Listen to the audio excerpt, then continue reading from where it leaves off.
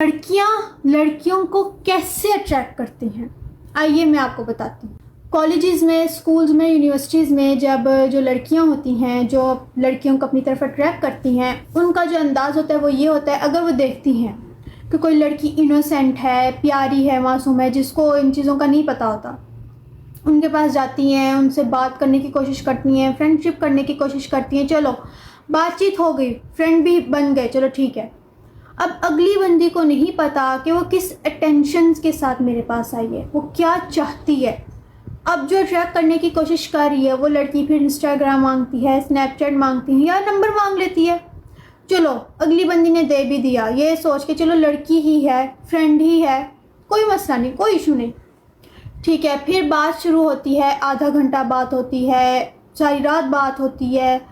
फिर बाद में जब आहिस्ता आहिस्ता बात बढ़ती है, फिर वो अजीब तरीके की गंदी वीडियो सेंड करती हैं, फिर गंदी बात शुरू करती है, फिर वो इस तरह से अगली बंदी को अपनी तरफ अट्रैक्ट करती है। और जो अगली बंदी होती है उसको नहीं पता होता कि वो क्या कर रही है, लेकिन वो उसमें अट्रैक्ट हो जाती है, फंस जाती है। मेरे साथ भी कुछ ऐसा ही हुआ, मैं आपको बताती हूँ। जब मैं फ़र्स्ट टाइम कॉलेज गई, मैंने जब अपना फर्स्ट ईयर में एडमिशन लिया, तो मुझे भी इन बातों का नहीं पता था कि क्या होता है, क्या नहीं होता, बैड टच क्या होता है, तो लड़कियों की तरफ अट्रैक्शन क्या होती है, मुझे तो ये भी नहीं पता था। तो हमारा मूवी डे था, मैं और मेरी फ्रेंड हम लोग मूवी डे पे गए, हम लोग वापस आए, कॉलेज वापस आए, फिर हम फ्रेश अप होने के लिए वॉशरूम गए।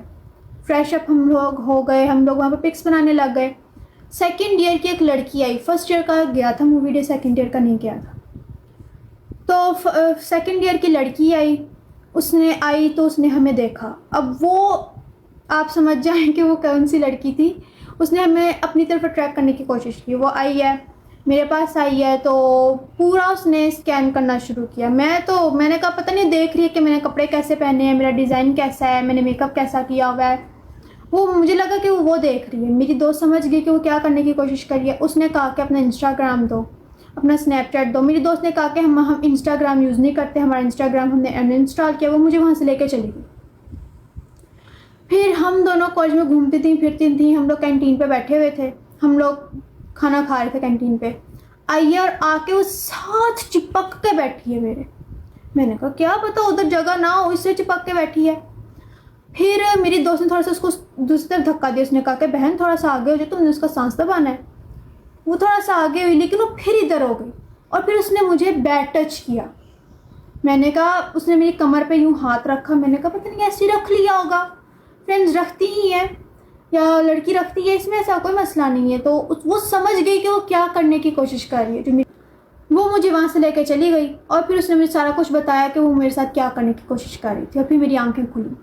अगर लड़कियाँ एक दूसरे के घर में आके रातों को रहें, सारी सारी रात बात करें, एक ही बेड पे सोएं, तो पेरेंट्स आप लोग अवेयर हो जाएं। आप लोग उन पे नज़र रखें कि वो क्या करने की कोशिश कर रही हैं, क्योंकि आपको नहीं पता कि आजकल लड़कियों का लड़कियों की तरफ कैसा अट्रैक्शन है।